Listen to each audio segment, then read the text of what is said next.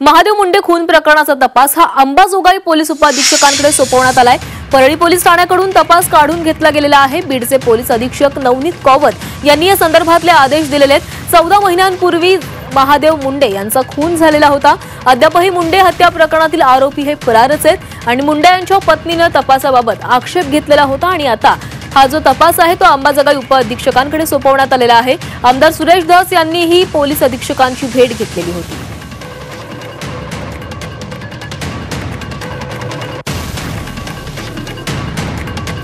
दरम्यान पोलीस अधीक्षकांच्या निर्णयाचं मुंडे कुटुंबानं स्वागत केलेलं आहे। पोलीस उपअधीक्षकांनी कोणताही भेदभाव न करता आम्हाला न्याय द्यावा अशी मागणी महादेव मुंडे यांच्या पत्नी ज्ञानेश्वरी मुंडे यांनी केलेली आहे। तर हा तपास पोलीस उपअधीक्षकांकडे सोपवण्याकरता उशीर झाल्याची खंत महादेव मुंडेंचे मेहुणे सतीश फड यांनी केली आहे।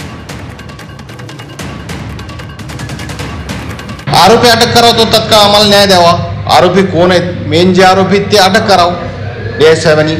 त्याच्या जे त्यांना जेव्हा झालं तेव्हा तेच इथं ते DSP होते साहेब, चोरमले साहेब, ते स्पॉटवर बी आलते।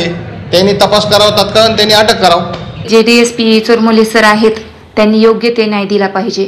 त्यांनी पण असा मतभेद न करता त्यांनी योग्य ते न्याय दिला पाहिजे। महादेव मुंडेच्या बी आत्म्याला शांती लाभली पाहिजे हेच त्यांनी विचार करून, लेकराबाळांचा विचार करून त्यांनी योग्य ते न्याय दिला पाहिजे।